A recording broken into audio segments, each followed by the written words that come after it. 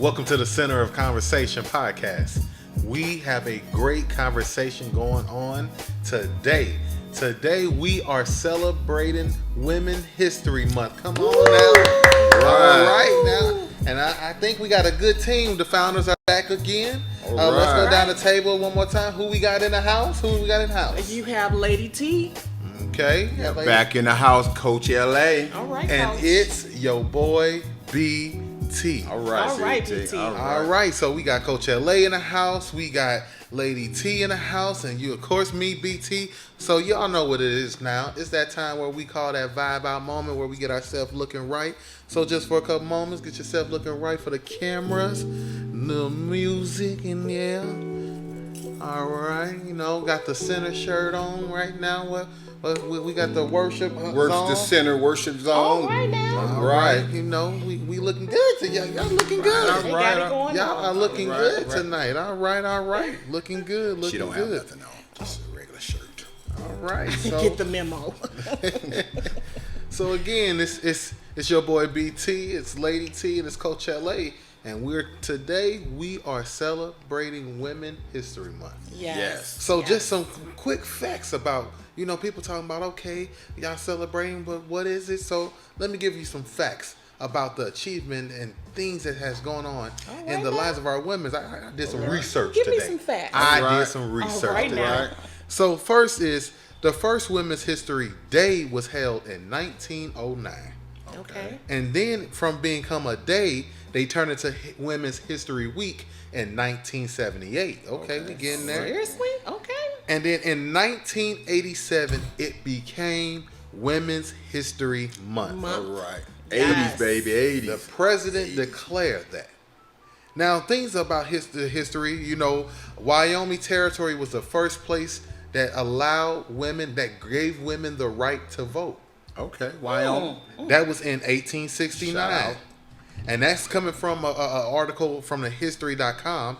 And they said that the elected country's first female governor was Governor Ross in 1924. Okay. Neely Taylor Ross. Okay. All right. All right. It's different, All right. man. Taylor. Some writing may be Taylor. But hey, we know all we can say is the first female governor was Governor Ross. All Congratulations, right. ladies. We'll take that. All right. Another fun fact is women outnumber men as they get older. Really? Yeah, it says All that right. women they live up to the age of 85 and older as men by 2 to 1, according to census from 2019. So meaning Too that's many of about 4.2 million women to the 2.4 million men in the United States. Hey. Okay, so y'all live a longer, okay. A lot of estrogen on the surface. Yeah. Another one is more women are earning college degrees more than men. Yes, I agree with that. Women are outnumbering men in basically all secondary post degrees. Oh, wow. And this is just coming from a 2021 data with the education data initiation. It says 59% of women continue their education after high school compared to 50% of men. All right. Come on, man. We got to pick it Kudos to up. my women. Kudos to the women. Fellas, we got to pick it up. Be strong. Yes. Now, I think we got to be a little quiet. Okay. Another one is the gender pay gap still is going on. Terrible. now. That's bad. Despite I don't agree the with that. ever-growing issue. number of women with degrees better than men, the gender gap still is narrow, less That than has half to be a fixed. cent. It has Congress, to be fixed. y'all need to check on that and take care of that. That has to be fixed. Now, for I agree with that. our historians, it says Equal Pay Act was signed in 1963, but it's 2022. We got some work. And this comes from Forbes.com. Wow. It says women are paid 82 cents less of the dollar than a man makes. Wow. Oh my goodness. That's bad. Listen, we really need to look into that and take care of that. We need It's to not make some fair for somebody to do changes. the same work on the same caliber and they get paid less than that. Right. That's not. So I wanted to give you guys some facts, the accomplishments and some of the things that we still need to work on. Because guess what? If we're going to talk about equal pay, then it needs to be equal. Right. But, hey, like you said, there's some conversations that need to take place. Seriously. Right. It needs to be equal because some of us coming home from taking care of a family and coming into the office. Right. And that's just more work and less pay. Yeah. I mean, that's not even. That needs to be fixed. It really does. Agree. Yeah. So let's start with this first question then. Since we talking about the fairness and what's not fair. So the first question is, why do some men seem to be more intimidated by a strong, successful, career-oriented woman? Can one of y'all answer that? Well, Us women need an answer. I didn't really hear the question because why do Some men seem to be more intimidated by a strong, successful, career-oriented woman.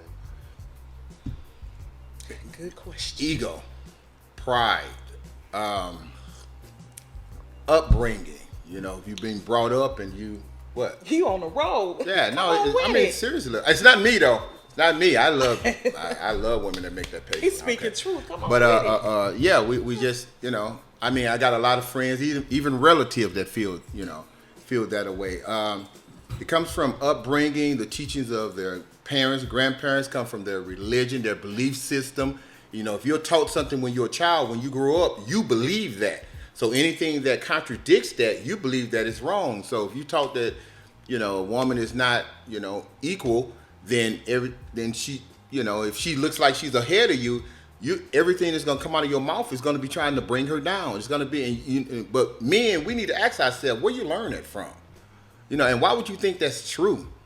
You know, why would you think that that information you receive, they can't receive that information? Because that's what intelligence is. Intelligence is basically just information. So I just feel like us fellas, we was doing it wrong. A lot of us was taught wrong, and the only way we're gonna correct it is we got to stop and be honest with ourselves. A woman is not beneath us. We're not greater than them. We can't do. Most women can be multitask. I know I can't, because when I try to do 2 or 3 things, or whatever, that's 2 or 3 things that's not going to get finished. I basically have to, you know, if I focus on one, so I know as a man, and I've seen women, multitask, finish many projects, like you said, Right. At home, taking care of the family, go to work, take care of the business, and you know, I mean, we just got to be. This is 2021. What is it? 2022. This is 2020. I missed a year. Sorry about that. 2022. Come on now. Let's put all that behind us, and let's get this right. And from the perspective of a woman, because I am a woman, women, sometimes we dummy ourselves down when it comes to our talents and when it comes to our expertise and our gifts, just so we don't cause or have our men feeling intimidated. And that just shouldn't be so. We never should give up or sacrifice ourselves just to please our men. Okay. And I think that's just something that needs to change. You know, as being a strong woman, we should never find ourselves having to sacrifice ourselves just to please our man. That's just my perspective. Okay. So my next question, leading to that, is why is it that a successful woman? Now we're talking about successful woman, and now we're going to bring in religion. Okay. So what is it about a successful woman that makes religious men believe she won't submit because she doesn't need him? Is that a rhetorical question? Wow. I'm gonna be honest with you. When you're talking about religious men, they're taught Yes. that a woman cannot be above them at any levels. If we really look in the Bible, That's the answer right there. Yeah. It's the Bible.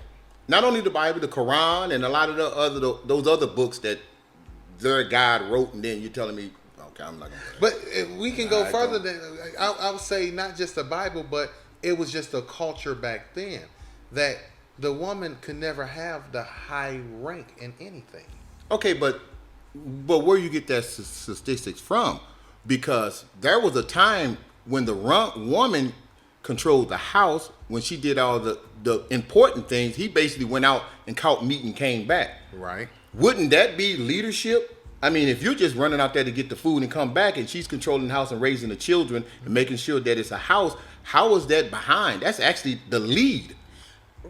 Right. And okay, let's go back to the beginning of this question. First of all, what are women supposed to submit to? When we use that term or that word submit, what are we submitting to? What are we supposed to submit to? To a man. I guess from religious standpoints, from different books and going into history, it shows that they're supposed to submit to the law of the man in the household, meaning what it never had a certain standard besides you just do what the man says. You take care of his kids, you take care of his needs and whatever he say. And nobody ever sat down and say, well, what was the requirements of the submission? Right. So that's a good question. What are the requirements of the submission? With me, and I could be wrong, but this is the way I feel. When I submit, or I think of that term, I'm thinking about I'm submitting to your love for me. Oh, okay. I'm thinking about I'm submitting to you being a provider. You brought up that going out and bringing back in the meat. I'm submitting to you being the provider. I'm submitting to you being the protector of the home. But this other stuff, submitting because of your needs or a man's needs or wants, no. I'm going to submit to the order that God has given me to lead his family and to lead the home. And I'm not saying that you know more than me. You're supposed to tell me what to do, because we both are grown. I guess I'm really seeing just a man's leadership, being in that leadership role, not leading and demanding and telling me what to do, but I mean leading the family in prosperity, leading the family in love, being that support system that the woman and the children need. That's where I see being, a submissive state of a woman. And, like I say, maybe I'm wrong. I don't know, but. So their book says a woman should not usurp whatever authority over a man, and that's what they be living by, because they reading a book that was written over 2,000 years ago from some people who had very little education, very little information. They was telling you what someone else told them, that told them, and then all at once they say God said. That doesn't make any sense. No, I believe that book is supposed to be rightly divided. You're supposed to have understanding. You're supposed to interpret it. But we don't do that. A woman not supposed to issue authority over a man, and that's what they sit there. So these grown, beautiful, intelligent women submit to men. Some of these men just getting out of jail. Some of these men have no common sense, and you're gonna go submit up under a man that don't have no information. None. Can't lead you nowhere. Turn the family apart, guiding you all the way. You were successful, then you get with him, you unsuccessful. Now you sick, now you big, now you talk dumb, now you don't know. Because there's just some ignorant stuff that we've done and we're not talking about it. You don't submit to no one. You are a collective. You have a position, he has a position, right. The children have a position. Right. You stay in your lane and do your position, but ain't nobody the leader but God. God is the leader. One minute you saying God the leader, then next thing the man of God is the leader. Make up your mind. If the man of God is the leader, then he's God. One God. There's one universal principle, one law. God, that's it. Everybody else got a role. Play your role and stop acting like somebody got to be under you. Ain't nobody under you. You ain't created nothing. You are going to die. We're all going to leave here. So stop acting like you are God, because you have no control over that. Live your life, stay in your lane, and calm down. No, I was telling myself. So when it talks about a successful woman that makes religious men believe that she won't submit because she don't need them. So as you was talking, one of the biggest things I think that men and people harp on the most, especially in the religious standards, would be the story of Adam and Eve. Like, to this day, they'll say the reason why a woman shouldn't lead, go back about Adam and Eve. And it's like a reminder of, first of all, how do we know if the story is real? Second, one woman is the cause of everything. Stupid. But this is my thing. It's like we use these standards, we use these guards, and we use these words, and we use all these tools and vices against women, but nobody could ever really come out with a standard. Like you explain why, the that part. But the thing is, it's still hard to explain if you ask a man why do you feel that a successful woman can't, submit? First of all, I agree with something you said, LA. It's why are they submitting? I believe that they want them to submit to their ego. Yes. Right, that's what I'm saying. That's what she said. Yeah, and so you said that, and then why? And it says because she doesn't need him. That goes back to now. You want to submit to the ego, but you also want people to submit to the, what's the word for it? Somebody that's just that they don't have enough. What's the word? You always use it a lot. I'm trying to think. It's on my brain. Ignorant. Not ignorant. The other one. Dumb. Not dumb. Stupid. Enough confidence? Not stupid. Not enough confidence. Oh, okay. Maybe too far. It's like they feel that a woman can do better than them, and it's like I gotta submit to your ego, but I also have to deal with, there it is, the I, insecurities. Insecurity. Yes. Gotcha. That's what it is. But when we come together, when man and woman come together, we become one. Yes. So when we become one, it's going to be areas in the woman's life, and it's going to be areas in the man's life where someone is lacking. So that's when, okay, if the man is lacking in this area, then I think it should be up to the woman to lead in the area that he's lacking in, to support him, to help him to grow in that area, so both of you could become stronger in that area. Yes. And the same thing with the woman. Where we're lacking, it's okay for the man to take the lead in that area, to help us to teach us, to help us to grow, where we both become stronger in that area. But don't get me wrong. Now I'm a woman, and us women, we need men. Don't fool yourself. We do. We need men for different, various reasons. I have my reasons why I feel like I need a man. But at the same time, I need me. Okay. I need Took me. a left turn, but okay. Right. Okay. I need me, but Yeah, no, you let's gonna go not there. fake it now, women. We do need some men. We need a man. Your need might be different from mine, but I have reasons why I do want and need a man. And we're gonna leave it at that. Yeah, I'm not commenting on that. I start getting a little uncomfortable. Right. It's I'm just just like, being honest. this is PG. I don't I'm know just what being she's honest. saying. But as she's talking about that, it can lead to our next question, because I'm gonna give the question and then I'm gonna follow up with that. Okay. And I already feel like somebody gonna say something. But why are black women who are homeowners, political savvy, and have a higher education display a higher rate of anxiety, hypertension, and depression? Now, the national survey data says that among the 10% of women versus the 5% of men, those women show higher rates of depression and anxiety, hypertension. And I'm just going to state this. The reason why, for me, I believe, is simply because when a man goes to work, he clocks out, he goes home, and he rests for the rest of his day.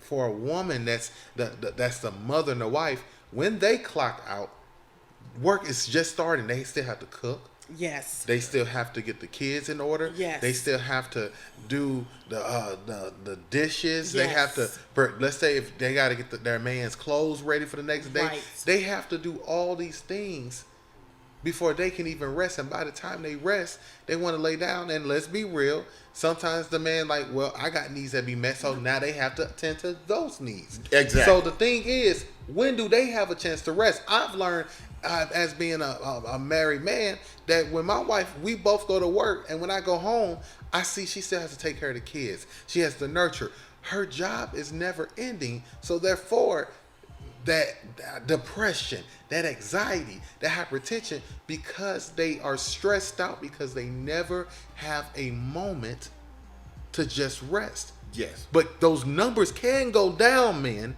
if we want to say equal pay and all that stuff. You got to do some things too. Not just take the trash out and not trying to get the bigger piece of the chicken. Take the kids to their programs. Help out. If you know how to cook, well, wash the dishes. Help out among the house too, because guess what? It's your house too. Right. I'm gonna stop right there. Right. So either you want what they call a housewife that don't work, that stays home 24/7, care for the kids. I mean, that's their job, because that's a job to take care of kids, take care of a home, and cook. That's a job within itself. So if that's what you want, we understand that. But I don't see where you can have the housewife and also the career wife at the same time. That's too much on a woman. That's too much. Double duty. It's double duties, like you said. When you clock out from one job, you clocking in to your second job, and that's taking care of the house. But it's okay, men.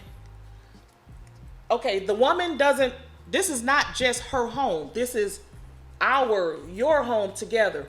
These are just not my kids. These are our kids. So that means we need to come together collectively and unite, and we need to take care of home and take care of the kids together. That's just the way I see it. But I can understand if a woman chooses to be a full-time housewife, then those things are expected of you, even though they're still hard. And it's no difference than you going to clock in that office in the corporate world. No difference taking care of a home and children. But something, it has to be I keep going back to that balance. And if it doesn't, women, we tend to get sick. We tend to end up stressing our bodies out. And like you say, we gain weight. Then there's diabetes. There's high blood pressure. Then we have to contend with cancer, because it's just so much going on, and we just don't have balance in our bodies. First, our minds is discombobulated, which affects the body. And, the mind, then the body, and it's just, everything happens. So we need to find some balance. But men, you cannot expect us to be super women. And women, we have to stop thinking that we are. We have to stop thinking that we jump in there. Then when we become overwhelmed, then it's like we ready to just pass out. Can I have a transparent moment? So for me, I had being married, my wife, I would go to work and she would take care of the kids and she would do all these things. But it was a moment that, my wife, with her sickle cell, she was in the hospital for 2 weeks. I had to go to work. I had to feed. I had to make sure the kids was in order, get them on a bus stop. And when I tell you, by the time she got back, I was so grateful, because I had a headache. I was tired. But I learned something from that. It made you realize that I was able to see from the other side. And it learns a respect factor. And I think when it comes to men, some men don't respect women. And they don't respect them, nor do they see them as being, like you said, they really don't see them as being super women. Because if we go back to the religious state, women are supposed to be these weaker vessels. So my thing is, are women the weaker vessel, or are they superwoman? We want them to be superwoman, but then we want to tell them that, no, you need a man in your life because women are weak. Right. And being a child growing up, I was raised by my father was not there. So I had my uncles, but I had a woman to raise me. Right. And to be honest with you, it was no different than my friends that were raised with men. So sometimes we have to understand, men, that you are not the key to the success of everything. I believe it's a equal thing. It's like you said, a balance. It's a balance. And can I go back and you had mentioned something about when your wife was in the hospital for a couple of weeks and you had to take over. I do not want to look over or not acknowledge the women that don't have the man in the home. When you can't go to the hospital because you don't have anyone to step in and take care of those children. So you have to be sick at home while you continue to take care of the children. You know what I'm saying? We have to think about, now that's what I call a superwoman right there, where she's doing it alone. She's doing it by herself because she doesn't have a choice. So we want to commend you and let you know that we support you and we honor you because you doing it. You don't have a man in the home, so we cannot overlook that. That you don't have that choice. You don't have that luxury of saying now my husband or my man can step in and I can just rest. Or I can have a me day. You don't have a me day when it's just you. And when you mentioned about me being a single mother and raising you, I know you feel like you didn't miss out on what other young men or other children missed out on when it came to having a father in the house, but you did. But I did my best to, I guess, make you feel like or shield you from those things that could have affected you because it wasn't a man in the house, and I wish it would have been, because there are some areas, women, we cannot raise a young boy to be a man. I know we've said that, but I've learned and I repent from saying that. No, we know nothing about being a man, just like a man doesn't know anything about being a woman. So I didn't raise him to become a man, or I didn't raise him into a man, because I know nothing about being a man. But I thank God that I had brothers that surrounded me, that was around to help step in and be that man figure or father figure in his life. So women, let's stop saying that I raised my son to be a man, because we don't know nothing about being a man, just like a man doesn't know anything about being a woman.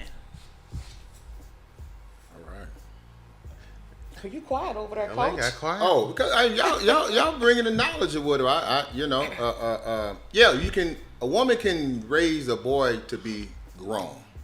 Exactly. A man can raise his young daughter to be grown. Exactly. Not a woman. Not a woman. And so that's the reason why the information, because sometimes and I commend, as you say, a lot of single women and women that raise their children or whatever, because they did the best they can. So there's no. I'm not coming against and saying bad things about you, but we do want to give the correct information. Right. You can't give that child everything because you're not a man.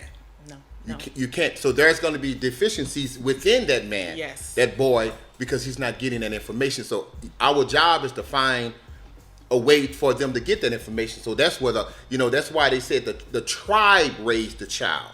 That's where the uncles and the cousins and the brothers and the neighbors. When they step in. Right. So the information can be received. That's why you have to be. We got to go back to the tribe. We got to go back to a tribe. We got to go back to the community. We call it community. Mm-hmm. Yeah, the village. Mm-hmm. We got to go back to that or whatever, because the places that we're missing, we're not really missing it because it's right there. We got to find a way to bring that back into our community so we can get this information. Because without the lack of knowledge is how we perish. Exactly. We have to get this information. So being a mother, being a father, because even talking about being a parent, you don't even know it all on your end. No, you don't. Some of you trying to, you're trying to wing it or whatever. I want to give shouts out to my mama. Yes. Even though right now, watch it now. Nobody's on my side. Anyway, but they do the best they can. So this month we are celebrating you. We are, and we're not even talking about only the ones that have children. We're saying women. Women. If you are female, we are celebrating you. We want you to take time out. Take a day. Go to the spa. Go to the park. Go do something that you want to do. Right. Take a day where fellas, fathers, uncles, brothers, go by and say, hey, today I'm taking the kids. You go have a moment for yourself to celebrate you. Celebrate you. Let's do that. Let's step up. Now it should be 12 months in the year, but we giving you all 1 month.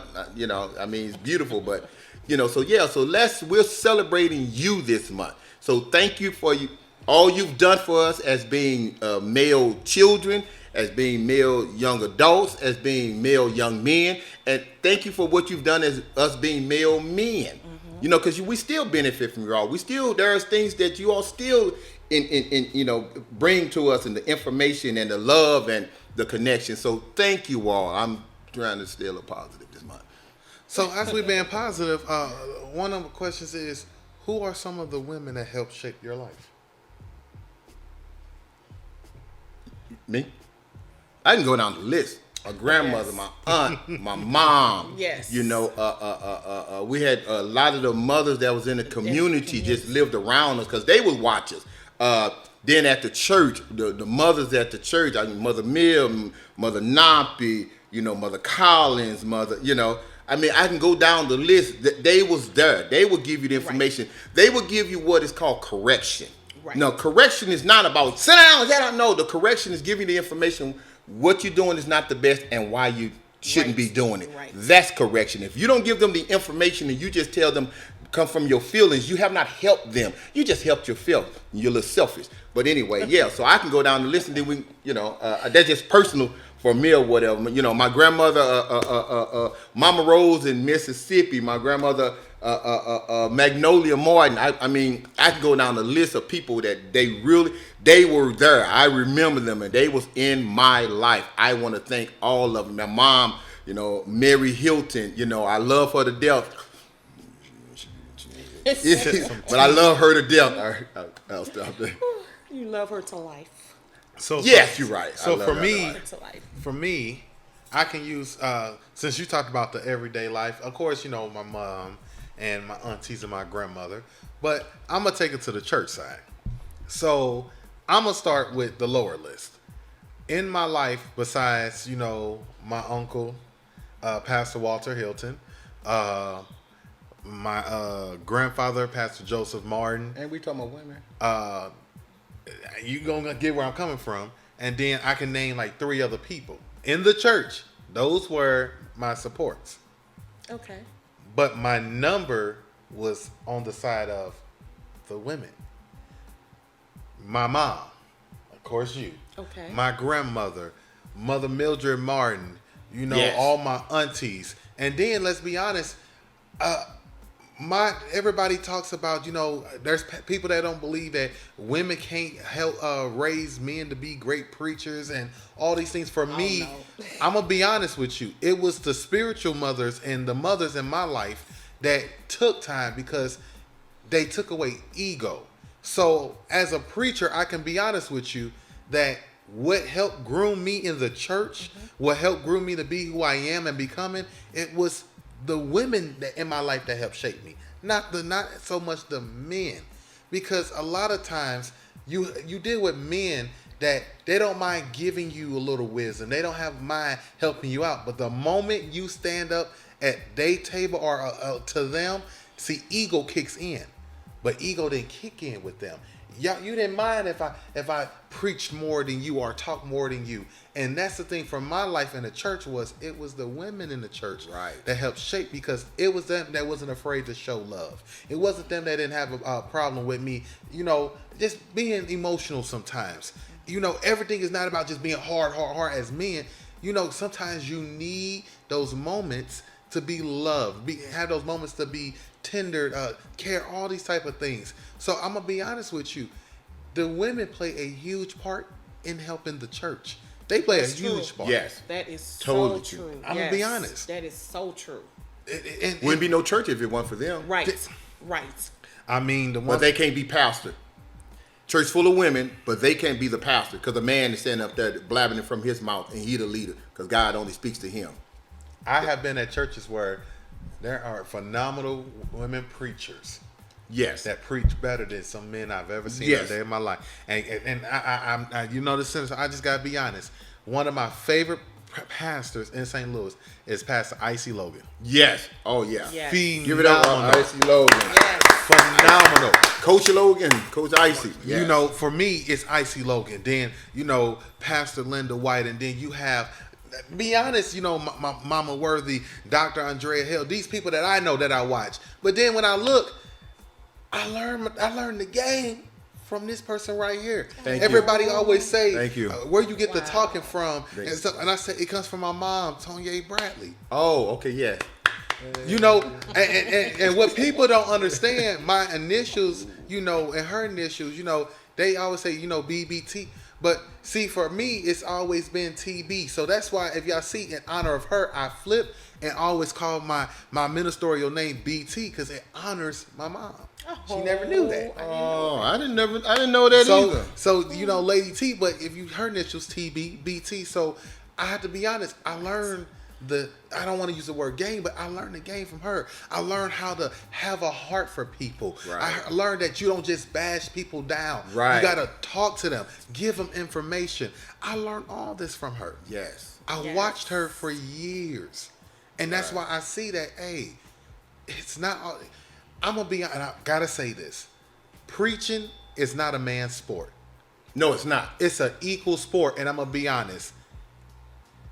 Men, we have to understand that y'all have to take advantage of those women, the women that you have in your ministry that have that gift, because guess what?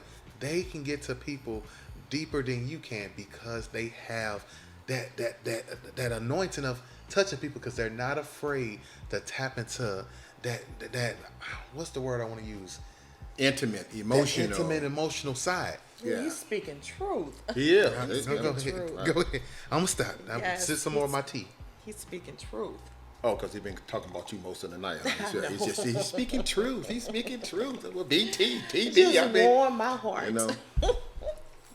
Anyway, I want to also give it up to all the mothers and, all the homes that's doing what you do. We appreciate you. We want to give it up to all the women that's, in politics, all the women that's in medical. We want to give it up to all the women, that's in electric, construction, you name it. We want to thank, because you are our superhero, because you're doing what at one time we didn't believe you can do, because we was taught that you can't do that. You can't, but you all are showing us, no, God is giving you the power to do the desires of your heart. So we want to thank you all. We're celebrating you this month, but we want to celebrate you. We want you to look in the mirror and say, I am being celebrated. Not just one man, but you. I want you to be grateful, be happy, be thankful. So if you're going through anything or whatever, first of all, we always say, if you're going through anything, we'll call someone, a provider that's qualified. But we also want to say that understand that you got to go within, because you all you need. You and God is all you need. Everybody else is dessert. But it's you and God. You are all you need. So go within. You don't have to have all the answers. Sometimes you can just, as Dr. Martin Luther King said, just make a step. All you do is just, what, today, I'm just going to be a little happier. I know what's supposed to happen, but even if it happens, I'm still going to choose some kind of happiness within that. Because we want you to get better. Because a lot of this sickness is coming from here. Because you're going through so much. The struggles or whatever. You feel like nobody is there for you. And I'm going to be honest with you. As a man, really nobody's there for you. They're not. They're saying it, and the people that's supposed to be there, they so jealous, and they so, because you're doing some great things, when I want you to be there for you. I want you and God to be there for. That's going to be the rock from now on. So no matter who's on the boat, if everybody jump off the boat, I want you to understand that you and God is always on that boat. So it should always sail. And if you start there, then open it up. Let everybody in, husband, children, everyone, or whatever. But remember, you got to remember, the boat is always supposed to be you and God. And others can come along, because sometimes you put your life in other people's hands. No, you have dominion over your life. Come back. Take your happiness back. Happiness don't have to be something that happened. Right. Happiness should be a choice. Mm-hmm. You choosing to be happy. We want to celebrate you all. This is, a women's month, and also we're celebrating our black women, because we know, and I, as a black man, I know you all don't get half of the do you're supposed to do. No. You don't get half of it. And then when you do, it's so much stuff talk negative about what you did. It's just like, oh my God, we're about to get a black Supreme Court justice. But if you read the comments, it seems like the black men and some are more against it than for it. What is going on with you all? Don't be afraid. We got to be at the table. If we're not, people talking about, well, you got to make your own table. What it were? You make your own table when you go get your own country. And none of y'all ain't trying to leave. You always talking about we shouldn't be a part of that or whatever. But I ain't seen nobody build a boat. At least Noah was like, hey, you know what? I'm going to build my own boat. So y'all ain't none of y'all building a boat. So shut up and let's get at this table. And so we can enjoy ourselves and live our life and let God do what God do. All right. And so I wanted to say something to all of my sisters out there, whether you are working in the ministry in church, whether you are in the corporate world, or maybe you're a full-time mom and wife. Please Never sacrifice yourself to make someone else feel good about themselves. Know that you are a jewel. Know that you are precious. Know that you are the best. Know that God loves you, and I want you to know that I love you too. And we are the boss. We are boss women. Not boss over people, but we boss over this. Right. Nice. And everybody, they was getting a little deep. I talking about they was getting in my lane. So let the prophet now just play it. But let me say this, and I want to encourage every person that's watching that is a woman. Never allow someone to make a man be the shaping of your identity. Woo! Nice. Wow. Right. Let's start first in the church. Yes. I want to apologize to every last woman that was put in front of the church to apologize for having a baby, and never that they had the man come up themselves, because it takes two to have this baby. You just received the seed, but they surrendered the seed. So therefore, why is the soil being blamed, but nobody's blaming the planter of the seed? Ooh. All right now. They can't This man have is it dropping nuggets. without the man. Preach, so preacher. I want to apologize. Seriously, I want to apologize. Yes. Because that right there, and I'm going to be honest with you, and the church may never understand it, but it's somebody not just happened to my mom, but watch and had conversations with people.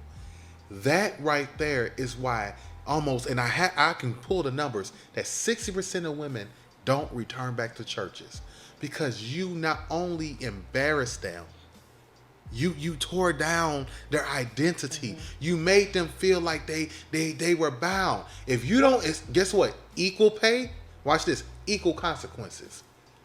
If he's in the pulpit, sit him down. Whoa. And sit her down and get them counseling. And this thing. And we strip their identity. Yes. And guess what? You become abusers to God's people. Yes. Wow. And we need to stop that. So I want to apologize to you for that. I want to apologize to those women that were forced to get married because of pregnancy. Oh. You did not marry Come on now. the man that you wanted to be married. Come on now. So you were forced to abort Yeah. your destiny Wow. to solidify the image of this man or the church. I I'm want to about to take off apologize to running. that. Come on I now. also want to apologize and know that God didn't need Joseph. In the Bible, it talks about Jesus. He didn't need a man to do this. He used a woman. So understand this. If anything else, that story proves God don't always need me to have a man to accomplish big things. Guess what? Before you get married, before you settle with a man, accomplish all your goals. So you don't abort your destiny. You don't abort your mission. Because guess what? The Bible says, Paul says, I would rather for you to be single so that you can be focused on God's will. But we're being forced to marry, to work out, so because this man of God, he needs a wife. Because in order to be a pastor or a bishop, he has to be one of a woman and all these things. But then you listen and you see how these women, we're hearing that they help the sermons. They learn more from things like that. One thing about Grandma Mildred I learned, she was an awesome teacher in the Bible. And I learned that, okay, wait, I thought the man, no, God speaks to women just like he speaks to men. Yes. You can't say that you have a greater, because you're a man, you're deeper, because if that was the case, then why y'all fail more than the women? The Bible shows, outside of Lot's wife, most of the destructions that happened were because of a man. Yes. David, and you want to list Saul, all of this. But when you listen to the stories, the only stories the Bible show was Tamar. She got raped by her brother. You had the Tamar story. You had the Bathsheba story. You had the Eve story. It showed these weak women, but it does not talk about the strong women. Because we are trying to take the identity away that God can accomplish great things with women. But I'm going to stop right there because I don't want to charge no more You toes. just preached the whole sermon. All right. Yeah. I'm sorry about that. How we doing on time? We're doing good. We got 5 more minutes, so we good. Okay. So because it's Women History, we gonna let Lady T close us out because you know I felt my help coming. I kind of just closed us out. But once again, you know, I appreciate you, BT, for just speaking up for the women on tonight, and I appreciate you, Coach LA, for speaking up for the women on tonight, because that's what we need. We need encouragement and we need uplifting. We don't need anyone to put their foot down, you know, on us, and we don't need anyone to discourage us, you know, make us feel less than what we really are, because, you know, a lot of things that, you know, go on in life, you know, I was, as BT was speaking, I said, well, Lord, thank you, because you allowed me as a single mother to birth this anointing. Right. So God can use women to let his will be done. Yes, he can. You know, he might not use the person you think should be used, or maybe he might not use that person in the way you think they should be used. But God's will is God's will. Exactly. So, you know, I have no regrets about, you know, becoming a mother at an early age, because I'm looking at my blessing right here. Right. This was a gift from God. Right. And I thank God for that. But women, just stay strong. Yes. Know that we are queens. Yes. We are queens, and we are readying ourselves, and we preparing ourselves for our kings. So, you know, don't dummy down. You know, don't feel low about anything. Know that you are God's gift, and God loves you no matter what. Take the time to look at yourself in the mirror and repeat and say, I am God's chosen. Ooh. Look in the mirror and just say, I am God's chosen. Begin to see yourself as beautiful. Yes. You know, no lack. You know, we it's certain things that we may not have, but begin to see yourself whole. You know, it's time out for us to be broken. And women, we don't need a man to fix us. Fix yourself. Be whole before you try to come in, or you try to go out and become one with that man. How can you become one with the man and you're broken? You're not whole. Allow God to fix you. Become whole, mind, body, soul, spirit. And then when you find that king and you become one, it's healthy. Because if you're broken, you get with someone, then that's broken. That relationship is broken. But take the time to fix yourself. Allow God to work on you. And I just want to say once again that I love you. And I'm here for you. I love you too. If you ever need someone to talk to, it's okay for you just type a message in there for me. You know, and I'll call you back. I'll contact you, and we can talk. We have to be helpers one to another. We have to encourage one another. And I'm here morning, noon, or night. If you need me, I'm here for you. And I love you, my queen. Yes. We see y'all later. All All right. right. Well,